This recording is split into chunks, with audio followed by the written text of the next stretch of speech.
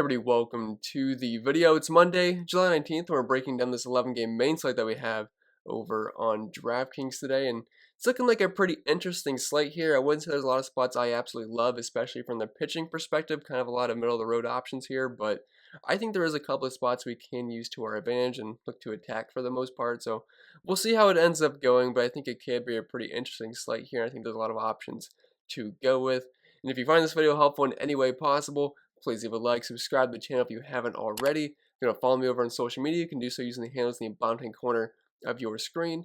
And if you want access to my entire spreadsheet and a bunch of extra content, including projections, my optimizer with ownership projections, rankings, the cheat sheet that I update throughout the day, and a bunch of other stuff, including a Discord community, link is down below in the description for that.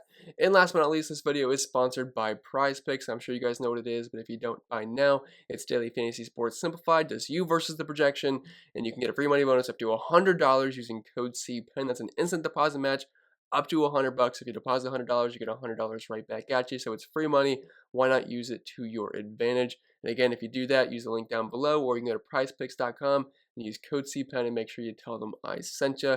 But I think that's it for the plugs for the most part. So without further ado, let's dive into today's video. And as per usual, we'll start with the pitchers and move on to the bats. And we do have some good pitchers on this slate, but just relative to their matchups and their price tags, I'm not really loving any of these guys, but fortunately enough for us, there is some pretty cheap bats that I think are in some really good spots today, so it shouldn't be too hard to play any of these pitchers paired with each other. So let's start up top with our ace of the slate. We have Kevin Gausman, $10,000. He had to start push back a couple of days, but now he makes a start versus the LA Dodgers, which kind of sucks because this is one of the worst matchups you could ask for, and he's had 2 starts versus them this season, and they went polar opposite. One start he had around 30 fantasy points, and I believe the other one he had around 6 fantasy points, so I'm not really sure what to expect here from Kevin Gausman. I know he's been an exceptional pitcher this season. It's just a matchup versus the Dodgers is pretty scary. If you're looking at their splits versus right-handed pitching this season, they only strike out 22% of the time. They have a 115 WRC plus, 335 WOBA, 347 OBP, and a 170 team ISO with an 11% walk rate. So those are some pretty scary numbers. The good thing here is Kevin Gausman has been exceptional this season, over a 30% K rate. The ERA is below 2, XFIP's in the low 3s, along with his Sierra, which is really good. Doesn't really give up much power whatsoever, limits the walks, and he's been really good this season. So it's going to be kind of it's definitely going to be a good real-life battle here. I'm not sure if it's going to be an exceptional DFS performance here from Kevin Gausman, but he is certainly capable of that, so I wouldn't be shocked if he does. He's definitely not a must-play for me. I don't think I'd go there in cash games just because of the matchup, and there's some cheaper pitchers here that I feel like could match his point total. They're in a little bit better matchups here, so Kevin Gausman is an interesting tournament option here because of how good he's been this season, but he does come in as a slight underdog, 4 implied team total against him, only a 7K prop, so I'm not expecting a huge ceiling game here from Gausman, but with the other pitchers that we have on this slate, he's definitely one of the best options to look at just from a raw points projection standpoint. And then dropping down to Darvish, $9,200. He's looking pretty cheap here. He's coming off the IL, and he's not expected to have any kind of a pitch count or restrictions or anything like that, unless there's news that he's going to have that. I mean, I'd have to knock him down a little bit, but as of right now, I think he's going to be fully good to go. Wasn't much of an issue for him, and I know his last start he struggled quite a bit versus the Nationals, which both pitchers in that game, it was kind of weird because it was Max Scherzer versus Darvish. You'd think it'd be a low-scoring game, kind of a battle of the arms, and that was certainly not the case. That was one of the highest-scoring games on that slate about a week or two ago.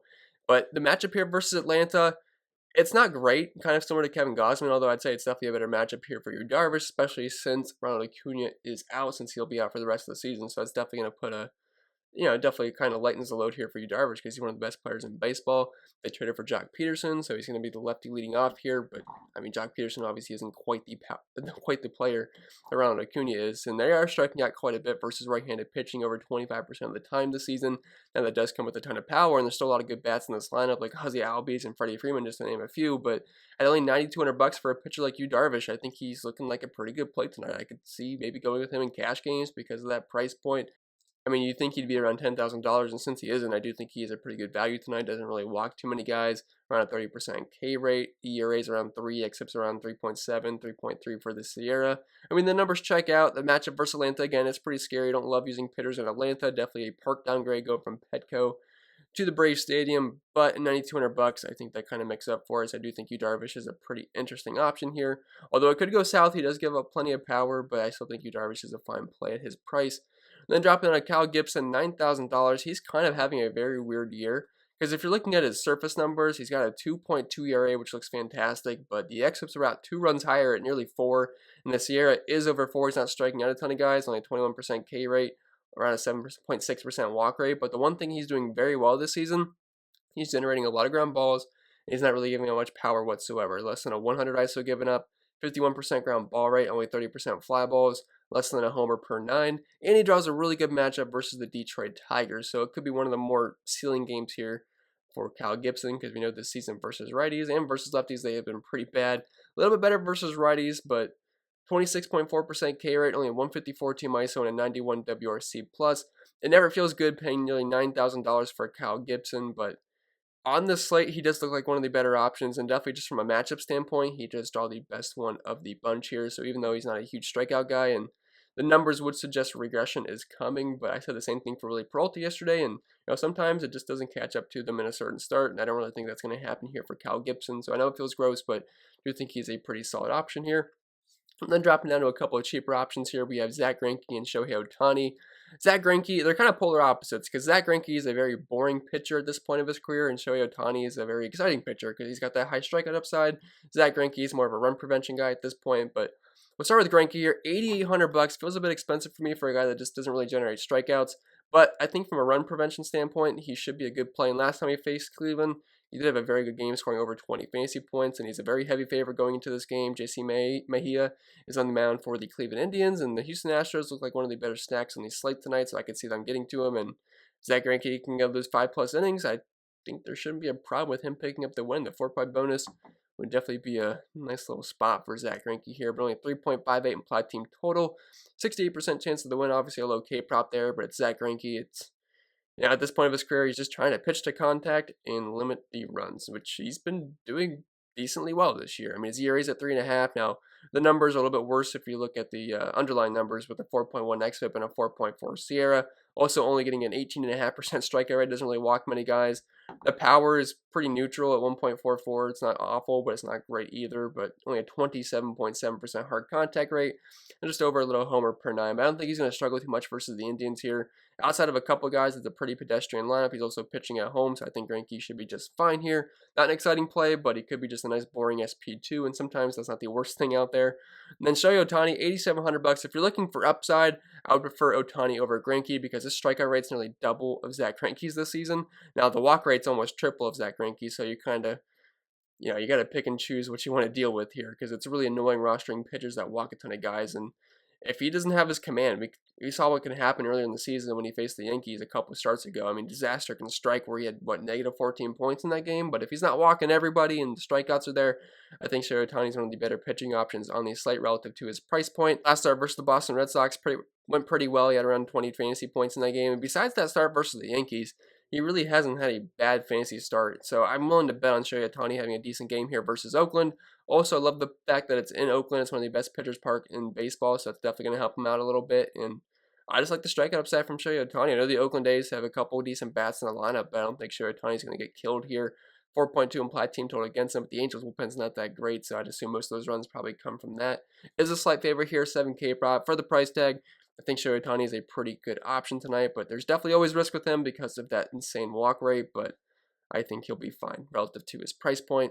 And that being said, I think that's it for the pitching, so we'll move right over to the bats. And as always, we will start with the catcher position. And all I did was put some cheap catchers on teams I like to target today, which I think is always a viable strategy, because unless you're paying up for a super stud catcher, that's in a really good spot. Like when the Dodgers were in Coors Field, I pretty much played Will Smith every single slate, even though he was pretty expensive, but he just graded out so much better than any other catcher. But not really seeing anything like that today, so I don't hate spending down for just cheap guys on teams that I like quite a bit, and that's all I did here. So Tucker Barnhart, $3,000, just a cheap lefty here versus Jared Eichhoff. And I think this might be one of the best games to target tonight from the offensive standpoint.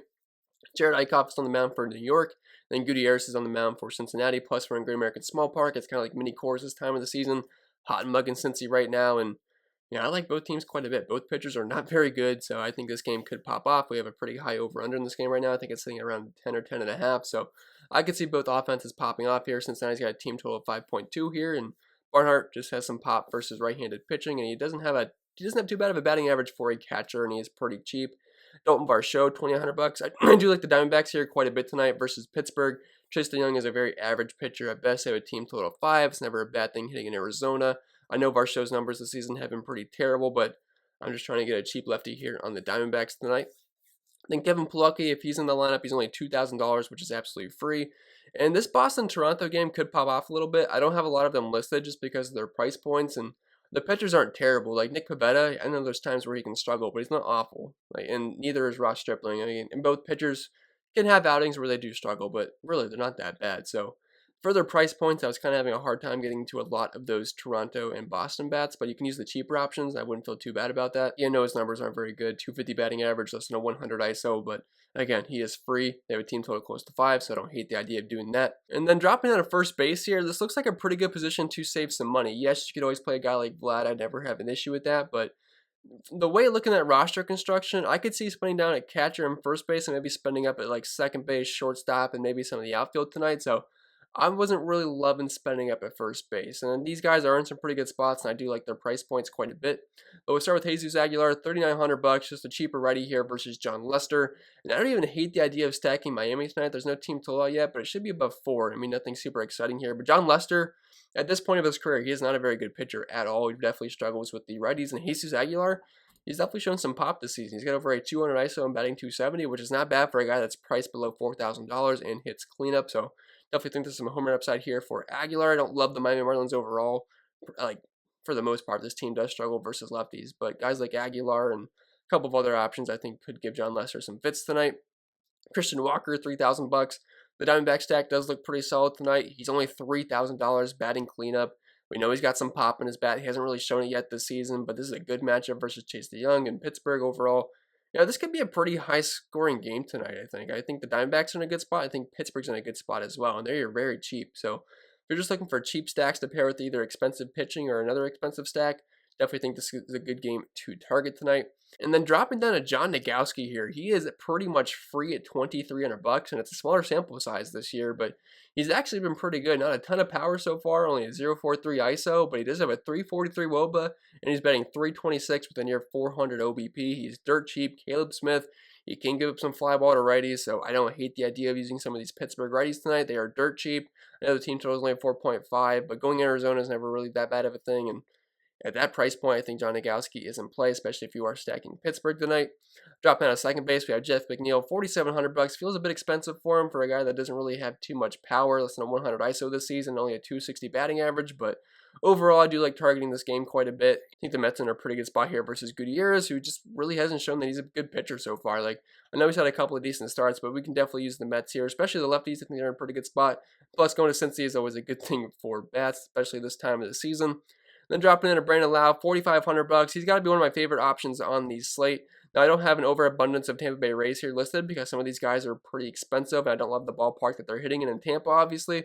I wish they were in Baltimore, but they still have a 5.5 implied team total here versus Spencer Watkins, and I love Brandon Lau. He might be one of my favorite plays in the entire slate. Should be leading off here versus the righties, and second base is usually not the greatest position out there, so I'm probably just going to be locking in Brandon Lau at second base today. Like, you could always play him in the outfield as well, but I'm liking Lau quite a bit here. I know he strikes out quite a bit, but this is a really good matchup, 5.5 implied team total here, and he's got a 257 ISO on the season. I know he's got a terrible batting average, and he does strike out quite a bit, but versus right-handed pitching, he has plenty of pop this year. 247 ISO, 139 WRC+, 45% fly ball rate, and close to a 40% hard contact rate. So I think Brandon Lau's in an excellent spot here, and definitely one of my favorite spots on the entire slate.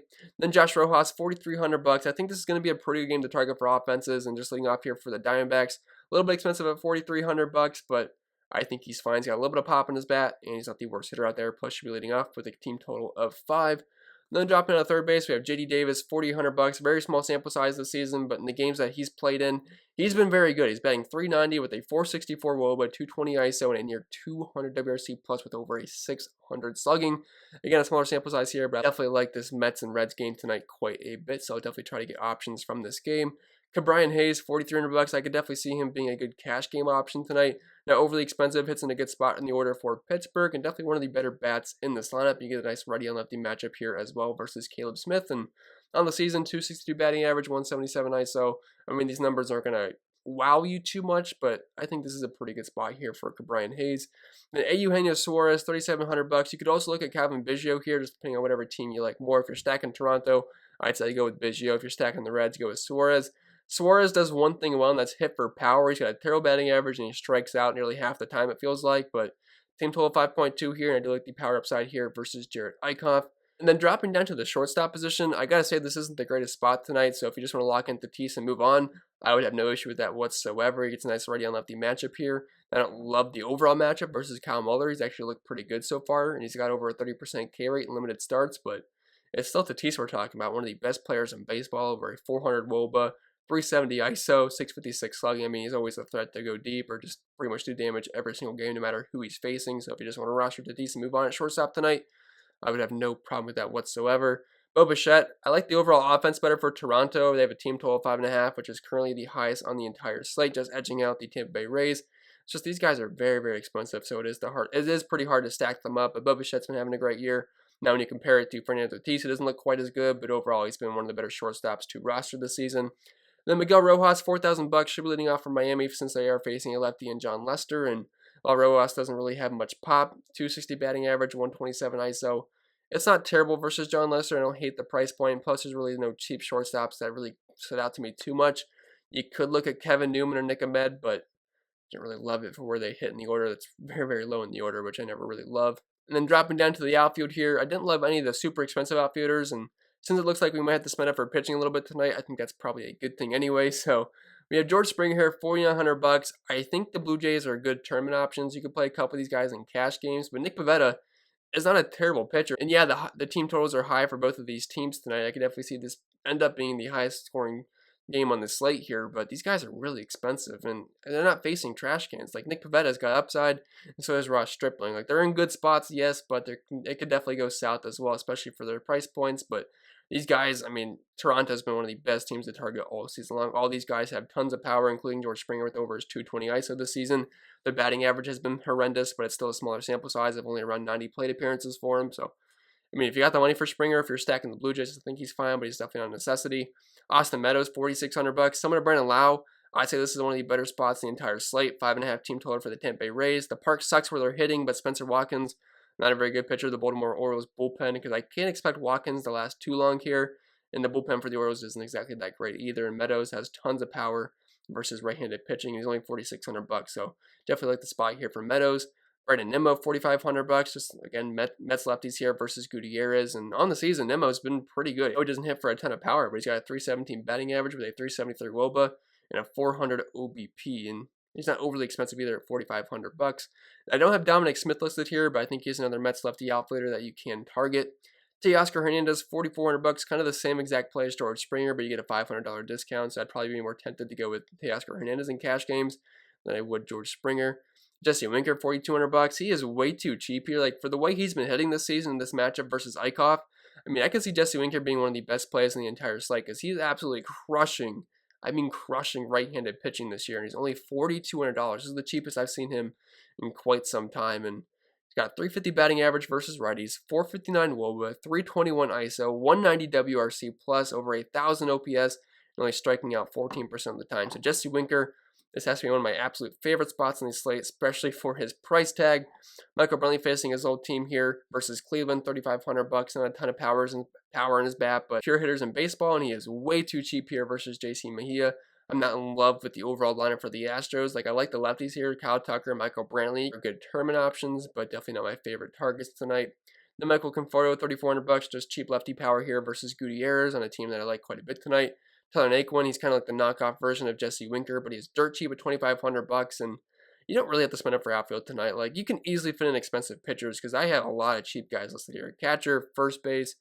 I mean, shortstop looks like a good spend-up spot, and that's one of the reasons why I'm saying it's not that hard to spend it for Tatis either. Like, you can double spend it for pitcher tonight, probably spend it for Tatis, and still make a pretty good-looking lineup, because we have guys like Tyler Naquin here. That's only $2,500 with a team total of 5.2, and that's showing upside versus righties. And Cole Calhoun's free at $2,000. Like, at some point, they're going to raise his price closer to $3,000 to $4,000, but as of right now, he continues to be free as he recently returned, and we got to take advantage of that because that is just way too cheap for a guy like Cole Calhoun that's got plenty of pop versus right-handed pitching. Never really a huge batting average guy, but do like the power upside, and I do like that Diamondback stat quite a bit tonight, and he should be hitting second, prime spot in the order, and he is absolutely free, and he makes things work up top. But yeah, with that being said, guys, I think that'll be it for the video. So I hope it was helpful, and if it was, make sure to leave a like, subscribe to the channel if you haven't already. You want to follow me over on social media, or to find me using the handles in the bottom right corner of your screen. And if you want to help support the channel over on Patreon, get access into my entire spreadsheet and a ton of extra content, including projections, optimizer, ownership projections, rankings, cheat sheets, data sheets, Discord community. I do cover other sports as well. You can check the link down in the description below for that. And don't forget, this video was sponsored by Prize Picks. It's daily fantasy sports simplified, just you versus the projections. And right now you can get a free money bonus up to $100. That's an instant deposit match up to $100 using code CPENN if you go to prizepicks.com, or you can use the link down in the description below. But I think that's pretty much it. I will stop rambling, and I'll see you all in the next video.